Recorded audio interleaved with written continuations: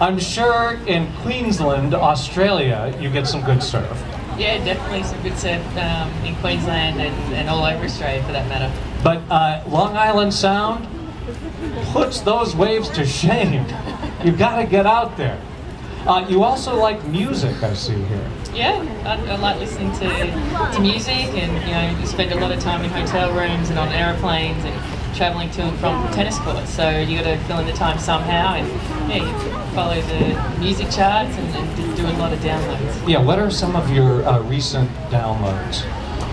I will admit to you, I've just downloaded some Lady Gaga. So did my dad last week, which really surprised me. See?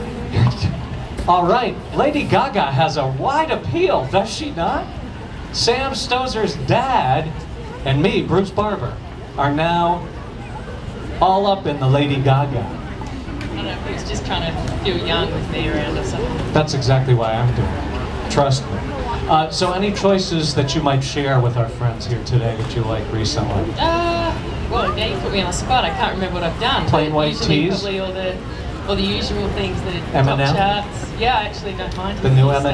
Yeah, with Rihanna and yeah, I don't know. You just kind of do a lot, and then you download TV shows and you mix them all together, and then you've got so many things in your computer you never listen to half. What do you like to do besides playing music when you're traveling the world? You obviously have an intense training regimen. Do you get any time to just get out and have some fun? Yeah, there's always a lot of downtime. Unfortunately, most of it's an hour here, 2 hours there, and a lot of it's sitting in the player lounge at the courts. But yeah, I like to look around the city that I'm in, and we go out for dinner nearly every night, so you end up going to a lot of nice restaurants, and you see a lot of the town just walking around, before dinner, after dinner, and there's always something to see no matter where we are. So it's nice to be able to see what's going on in the local town, and you get to go back probably many years after. So every year you do a little bit more, and then maybe after 10 years on tour, you've seen the whole place. Now let's talk about the success story. What did you do during your downtime at the French Open this year? Pretty much sat in the apartment I had, didn't do anything. Oh man! Oh man! She did fairly well. Finalist at the French Open this year. Yeah. Can I hear it? Can I hear you say congratulations? See, they love you, aren't they? Isn't this a nice group of people? I think I might stay out here all week. So congratulations on that. I understand that your parents and your brother surprised you. Yeah, well, I made it to the final. I spoke to my dad before I played my semi-final, and he said that they were thinking about maybe coming over, and I said, do not book any flights, nothing, until I get to the final, because you're going to jinx me, I'm not even going to make it there. So I did that, and he gave me a quick call and said, is it okay? And I said, of course it is. And then I had no idea what was going on, exactly who was coming or anything. And the next day, my coach told me that he read that Qantas gave them all tickets. So in the end, my parents, my two brothers, and my best friend from home flew over and got there the morning of the final, and flew out 2 days later. So it was the quickest trip to Europe from Australia I think they'll ever have, that's for sure. But what a nice story, don't you agree? That's beautiful. And we love the nice stories here from here. Let me see here. Yes. Oh, this is incredible. I have just been handed an important piece of news from Ann Worcester.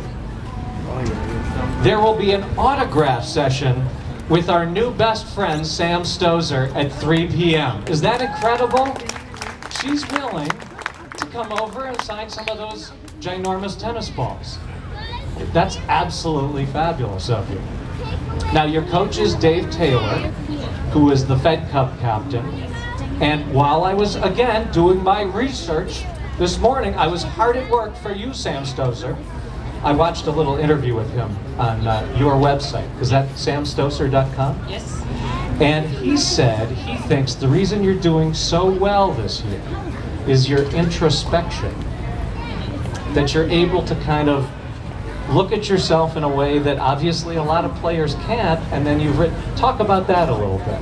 Well, I think I don't think anyone really likes to hear criticism or things about what you maybe don't do so well that you need to improve. And that's one thing I've always tried to be open-minded to with anyone that's been coaching me, is to be open to their suggestions and what they think is going to make me a better player. And you don't always like hearing the hard things, but sometimes you have to be able to improve. And I never take it personally. I know that he's always just trying to make me a better person and a better player to help on the court. So you kind of keep your ears open and take in what you can, and you never know what little bit's going to make a difference.